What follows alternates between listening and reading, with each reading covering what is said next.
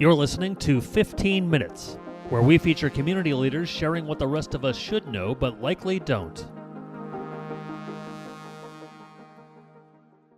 Hi, Chad Franson here, one of the hosts of Share Your Voice, where we talk with top-notch law firms and lawyers about what it takes to grow a successful law practice. This episode is brought to you by Gladiator Law Marketing, delivering tailor-made services to help you accomplish your objectives and maximize your growth potential. To have a successful marketing campaign and make sure you're getting the best ROI, your firm needs to have a better website and better content. Gladiator Law Marketing uses artificial intelligence, machine learning, and decades of experience to outperform the competition. To learn more, go to gladiatorlawmarketing.com, where you can schedule a free marketing consultation. My guest today is Ian Alexander, a partner at Goldberg Goldberg, and a trial lawyer with over 30 years of experience representing victims of negligence, particularly those injured by large corporations and hospitals. Ian's journey into law was shaped by his upbringing in Chicago, where he learned the values of compassion, humility, and the importance of advocating for others, specializing in catastrophic injuries, medical malpractice, and complex personal injury litigation. Ian's track record speaks for itself, with hundreds of millions of dollars recovered for his clients. Beyond his legal practice, Ian is a published author and an active member of various legal and civic organizations. Ian, thanks so much for joining me today. How are you? I'm good, Chad. Thank you so much for having me on. It's a pleasure. Tell me, how and when did you know that you wanted to become an attorney? I don't know that it was something that I even decided for myself. I I was lucky enough to have a mother that was really involved in my life, and at some point early on, she looked at me and said, "You're going to be a lawyer." And I don't know what it was about me that sort of gave her the idea that that was something that I should pursue. But I always knew from that point on that I was going to study law. My brother was going to be a doctor, and she got it right. And that's how I picked my career. My mom picked it for me, and I don't think she cared what area of law I went into, but she knew that I was going to be a lawyer. So, what was it about you as a child or whenever she said that to you that made her think that, do you think? I like to think it's because I'm one of those people that is logical and has reasoned arguments. But I think what really tipped it off was that she saw that I like to argue. Perfect. Perfect. So, Probably. I mentioned some of the values that you had growing up as a child. Tell me a little bit more about how your childhood and family values have shaped who you are, especially as a trial lawyer or as a lawyer. Well, there were a couple things early on in my life that really shaped me. One, family, the importance of family. In my family, you're either family or not family. We don't say you're a third cousin, a fifth cousin. We have a huge family, and everybody is treated like their first cousins. And so we were constantly surrounded by family, and people did things for each other, and not because it was for their benefit. It was because of the rewards of doing for your fellow family member or person. And one of the things that I was taught early on was the concept of healing the world. And so the kind of guiding principle that I use in my life is I want everything that I do to be something that helps to heal the world in some small way. Very nice. Very nice. So, take me through kind of your journey up until you joined Goldberg Goldberg. How did you kind of work your way into the legal industry? So I went to law school in New Orleans. I grew up in Chicago, Mhm. but I went to Tulane for law school, and I loved it in New Orleans. But I knew that I didn't want to live my life in New Orleans because, frankly, I didn't have family there, and I wanted to be close to my family. And so I returned to Chicago. I was 24, and I started looking for work. And I found a job that I didn't know what I wanted to do. My dad is an architect, and I thought I wanted to get into real estate or work with property developers, but I got a job. It was a terrible job market. I got a job with a trial lawyer, and I got to work on really interesting, really complex cases right away. And I think that I showed um, promise because I was given more and more responsibility, and I tried my first case 3 months after I became a lawyer and I tried a medical malpractice case within a year. And I've, been able to develop my trial skill set. And when I outgrew the first place that I worked, I picked the what I identified as the top 10 medical malpractice law firms in Chicago. And I sent my resume around and I heard back from like five of them. A couple of them weren't hiring, and I wound up interviewing with a bunch, and I had offers from three of the firms. And I wound up picking um, Goldberg and Goldberg. And my partners now, and we've been partners for all this time, but they're identical twins. And they were doing medical malpractice work at the highest level since the early 70s. They really pioneered it. And so I knew that when I became a lawyer in 95, I had heard about this firm. And it was like, they didn't take young guys. It was all very experienced people, and I just got lucked into it. And Barry Goldberg, in particular, sadly, his twin brother passed away about 9 years ago. But Barry, my partner, has become more than a mentor and a partner to me. He's family. My kids love him. My wife, we visit with him all the time, and he's, that's how I got here.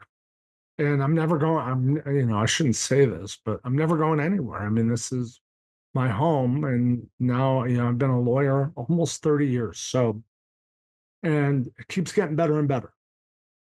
Wow, that's fantastic. So you mentioned, you went to law school, you had your first job, you did a complex case, it went well. What kind of motivated you then to go forward in representing victims of negligence?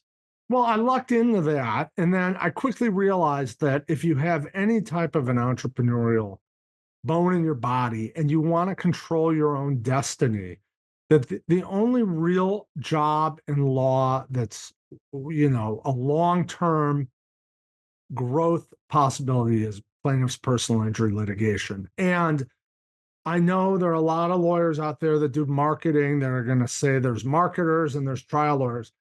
You cannot, I think that if you don't have a trial lawyer's skill set, you can't just jump into that side of the law. You have to really develop that. Marketers, I think, can be taught to market, but there's a reason why there's only a few real trial lawyers in any town.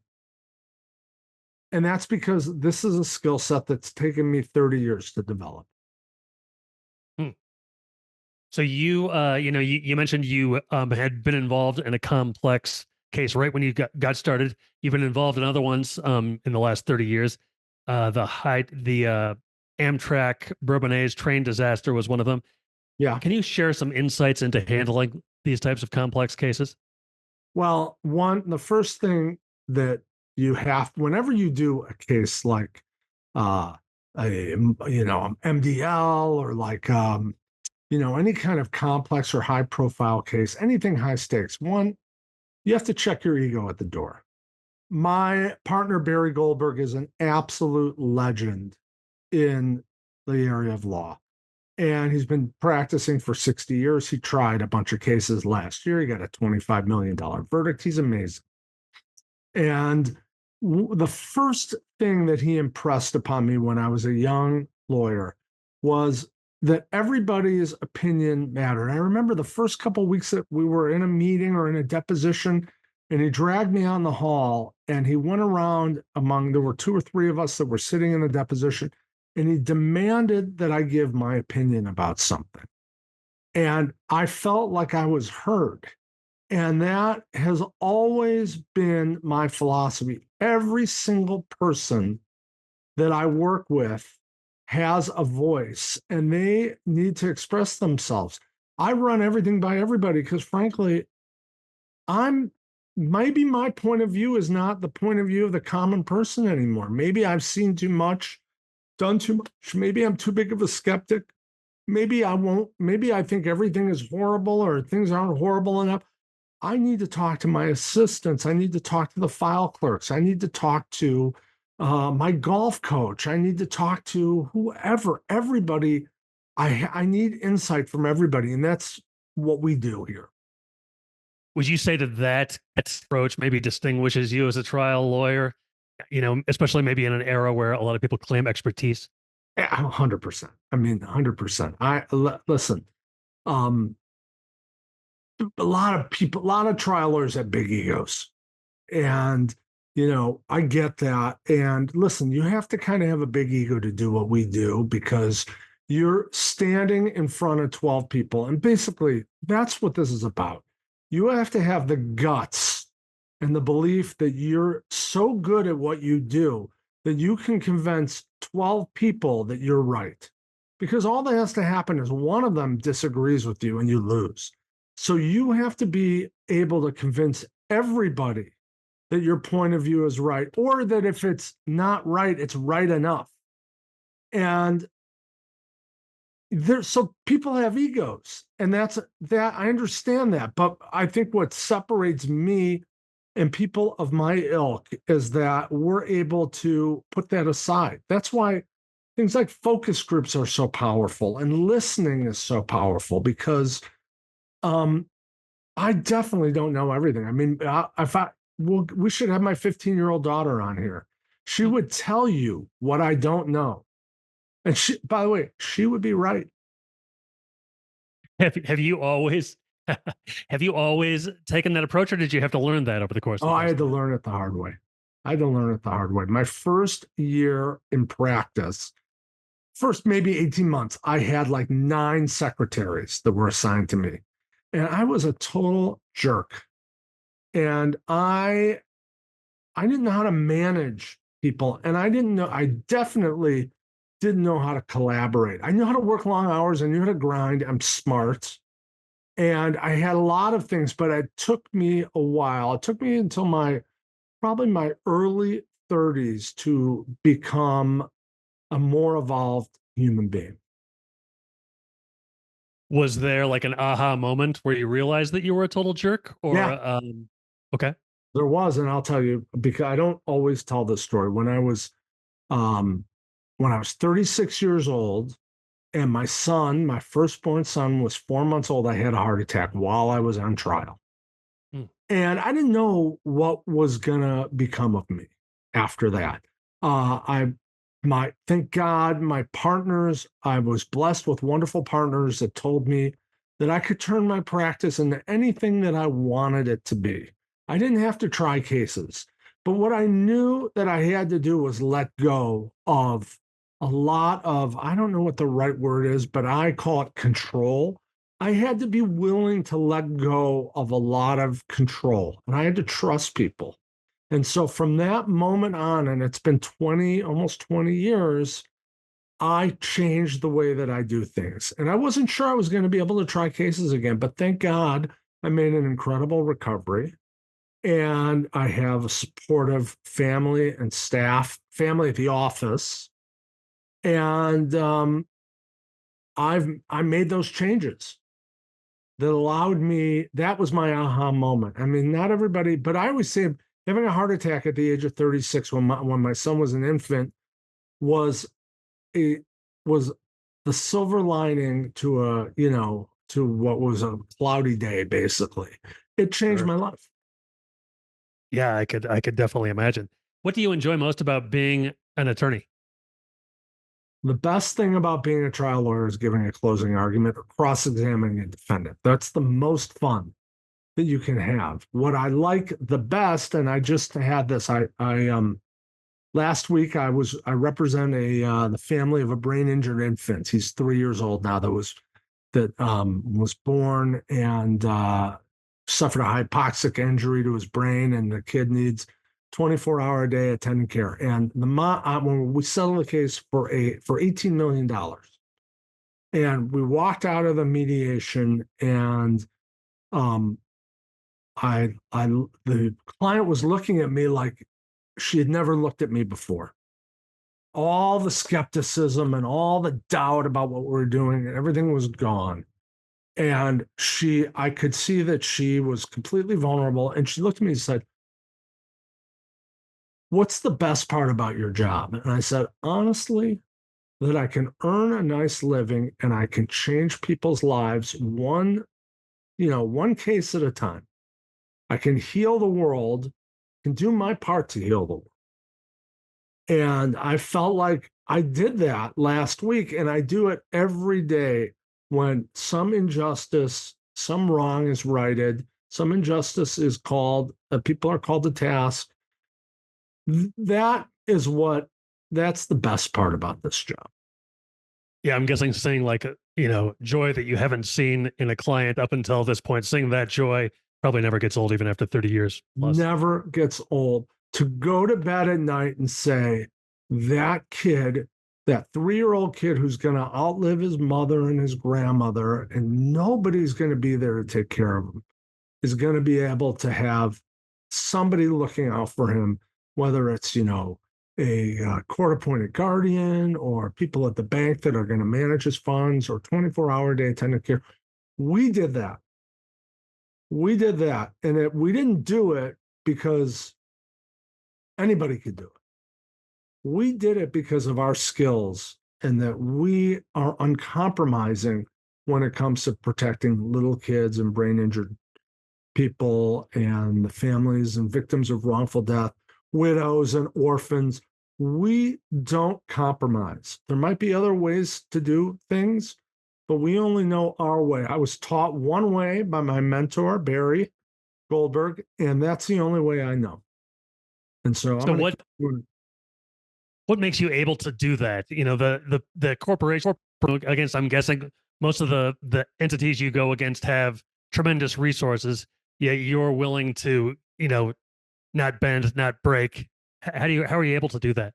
It's a belief in myself and my client. I mean, it's taken a long time to get there. And this is where the ego part comes in. I believe that I'm better than every lawyer when I step in the room. It's probably not true. I've faced some really good lawyers, really good lawyers. My last trial, I said to the defense attorney, "You're the best I've ever been against." But I was better than him. Well, the jury thought so. The jury agreed with me. Was I better than him? I don't know, but I have to believe it. My partner says that one of my younger partners says that I feel I have to have a certain amount of contempt for the other side, which is also probably true because I want to believe that everything that I'm doing is something that I'm doing because not only do I believe in myself, but it's the right thing to do. Great. What you mentioned the most fun part of what you do, the cross examination and the closing statement. What makes those particularly enjoyable? Well, first of all, it's enjoyable because it's like the rarest thing that you do as a trial lawyer. Cross examining, and I'm talking about in front of a jury. I mean, we cross examine people at depositions all the time. It's not the same. When you're standing in front of a jury and you need those people to believe your client, and on the other side of that is to most likely not believe the story that's being told by the defendant. Let's say in a medical case, a defendant doctor who's going to say, and I'll just give you an example. I had a case where it's the defendant doctor wrote, X-ray is normal. And we did everything, and he never, ever disagreed with that. When he got on the witness stand, he got up there and said, I know it says X-ray is normal, but I dictated X-ray is abnormal, and the machine that gets dictation must not have picked up the ab part, and it just translated it into normal. And then when he did that, none of us were there, but that's when I had to use all of my skills, all of the resources that I learned over 30 years to demonstrate that doctor was a total fraud and was corrupt. A liar that would say or do anything. And I had to do that with my words. And it's not like I got to go wait weeks to prepare for that. And so I had to do it. I heard it. I stood up and I did it. And I was able to calculate how to do it in my mind. And I knew what tools I had available to me. And it's pure skill. And that is why that's the most fun thing you can do as a trial lawyer is really cross-examining a defendant doctor in a medical malpractice case. They're smart. These guys go to Harvard and Yale and Stanford. They're smart. They are formidable. And so that's, to me, that's the most fun. It's a challenge. And it also, when you're good at it, it's the most rewarding. Yeah, I could see that. Well, it sounds pretty exciting. So, you talk about making sure or your ability to have the jury believe you, maybe more so than than the other attorney that you're going up against. What have you found to be some of the essential elements in making sure that that happens, or is it just Ne- something that you kind of get a feel for over time? Never write a check that you're not going to cash. I stand up in opening statements. I say, I'm going to prove certain things to you, but you don't have to take my word for it. Every single thing that I say is true. I'm going to back it up with receipts. And that's where evidence and preparation of exhibits and all kinds of things, that's where that all comes in handy. Because I always say I might bore some people by repeating certain things, but I don't know how they learn. Some people learn things the first time you tell them. Sometimes you have to, some people say, I have to hear something 2 or 3 times. So I don't know any of these people I'm trying to teach about the case. And so I developed demonstratives and I do everything I can to reinforce my points in a completely credible way. I take no chances. There's no lies. I don't stretch the truth. And I find 9 times out of 10, my opponents, um, they don't do that. They take a chance. And maybe people are less prepared than me, or maybe people let them get away with it. I don't know. I can only speak for me and my partners. We do not let that happen. So everything that we say we're going to do, we do it. We walk the walk. Are there any common misconceptions people have about trial lawyers? Yeah, they think that we're money grubbing, ambulance chasing low lives. And I got to tell you that some of that is fed by propaganda from the Chamber of Commerce and that kind of thing. And then a lot of it is fed by the fact that the only lawyers a lot of consumers know are people on that run commercials. And that those are marketers. But people don't realize they're not lawyers when they see, 222, whatever, whatever, whatever, whatever, one call, that's all. Um, they think those are real lawyers, and they went to law school and they could probably like go to court and do some things, but they would need a map to a trial courtroom. They don't go, but the people think so. That is the mystery of this practice is that people don't, people know who they don't know who I am. I get my cases from other lawyers. I'd like to change that.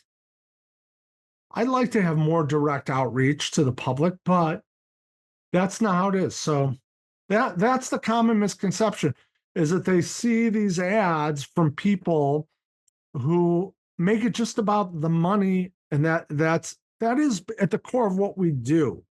But most of us that do this at a high level, we have a story to tell of our own, and we are good at telling our clients stories because they matter. We're not, I have never taken a frivolous case in my life because I invest my own money in the case. And so I couldn't do it. I would be broke. My family has to eat. What role do you think compassion plays in the practice of law, especially in your field? I mean, I think it's huge. I mean, from talking to me, you can tell probably I'm passionate about what I Absolutely. do. And I think it's you can't do this if you're not all the way in. If you're not all the way in, you have to be committed to it. So my wife's a lawyer, and she becomes so emotional that a lot of times I can't tell her about some aspects of my cases because she bottles it up inside. It's too much for her. So that you have those people, and then you have people on the other end of the spectrum that just don't, have, don't It's just a job. This can't just be a job, at least our job, being a trial lawyer. This is not something you can just be a job for you. Is that a kind of fine line that you've had to learn to walk? Not getting too caught up in all the emotional elements of the case versus just being like, okay, this is just another case that I'm doing. Yeah, I'm good at compartmentalizing things, but I cry all the time for my Hmm. clients. I do it in private. I do it, when I'm by myself. Um, and I'm thinking about things and I feel it. I want to be able to feel the emotional part of of the challenges of their case and what happened to them because it makes me better. But it is, a risk. My wife says that I need to, have therapy to offload this emotional because it's a lot of baggage, and she's not wrong. I have one more question Sure. for you. Thanks so much for your time. This has been a fantastic interview. Hey, tell me before I get to that last question how people can find out more then about Goldberg and Goldberg. Well, you can Google my name, Ian Alexander, my partner's name, Barry Goldberg. You can Google Goldberg and Goldberg. You know, um, we have a web presence and we have Instagram and Facebook and that kind of thing.